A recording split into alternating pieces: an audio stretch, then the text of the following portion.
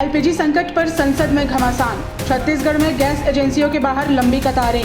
Gas cylinder की किल्लत पर सियासत तेज, सड़क से सदन तक हंगामा। एलपीजी की कमी से बढ़ी परेशानी, कई जगह 1500 रुपए में ब्लैक में बिक रहा सिलेंडर।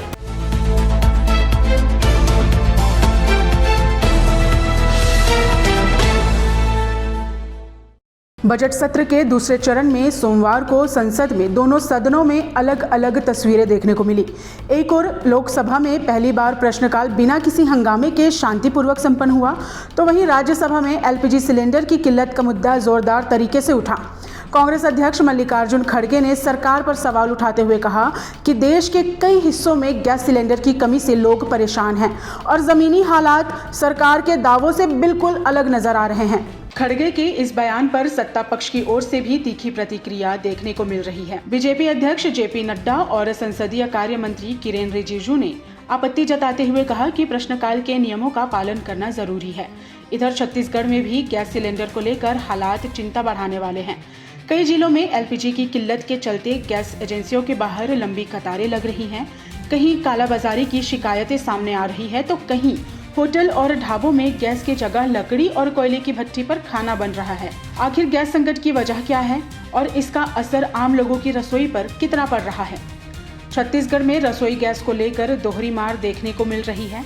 एक तरफ गैस सिलेंडर की कीमतों को लेकर सियासत गरमाई हुई है, वहीं दूसरी तरफ कई जिलों में एलपीजी सिलेंडर की कमी ने लोगों की मुश्किलें बढ़ा दी हैं। बताया जा रहा है कि अमेरिका, इजराइल और ईरान के बीच बढ़ते तनाव का असर अब भारत के बाजारों पर भी पड़ रहा है। छत्तीसगढ़ के बिलासपुर, रायगढ़ और अंबिकापुर जैसे शहरों में गैस एजेंसियों के बाहर सुबह से ही लंबी कतारें देखने को मिल रही हैं। लोग तेज धूप में घंटों खड़े होकर अपनी बारी का इंतजार कर रहे हैं। बिलासपुर में कई उपभोक्ताओं का कहना है कि ऑनलाइन बुकिंग करने के बाद भी समय पर सिलेंडर नहीं मिल पा रहा है। ऐसे में मजबूरी में कुछ लोग 1500 रुपए तक देकर ब्लैक में गैस सिलेंडर खरीद रहे हैं। कालाबाजारी और जमाखोरी की शिकायतें भी सामने आने लगी है। कमर्शियल गैस सिलेंडर की सप्लाई प्रभावित होने का असर होटल और ढाबों पर भी दिखाई दे रहा है। कई जगहों पर गैस के बजाय लकड़ी और कोयले की भट्टी पर खाना बनाया जा रहा है। रायपुर के लाखेनगर स्थित जय माताजी भोजनालय के संचालक सुरेश पहलाजानी बताते हैं कि जब से कमर्शियल गैस सिलेंडर की सप्लाई प्रभावित हुई है, तब से उन्होंने अपने होटल में कोयले की भट्टी पर खाना बनाना शुरू कर दिया है।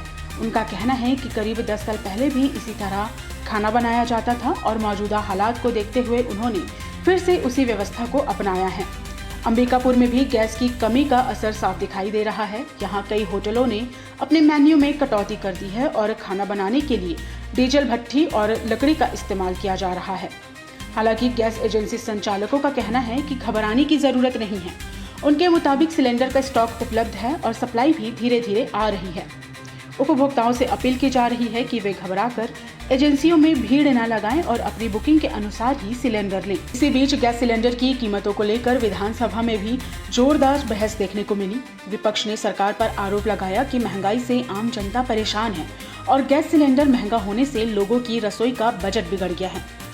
विपक्ष का कहना है कि चुनाव के दौरान सस्ते गैस सिलेंडर का वादा किया गया था, लेकिन अब तक लोगों को राहत नहीं मिल पाई है।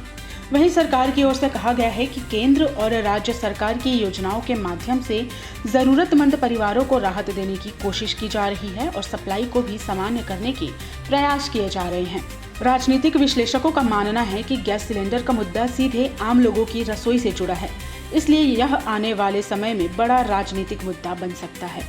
कुल मिलाकर छत्तीसगढ़ में गैस सिलेंडर को लेकर दोहरी चुनौती सामने आ रही है। एक तरफ सप्लाई और कालाबाजारी की शिकायतें लोगों को परेशान कर रही है, तो दूसरी तरफ कीमतों को लेकर सियासत भी तेज हो गई है।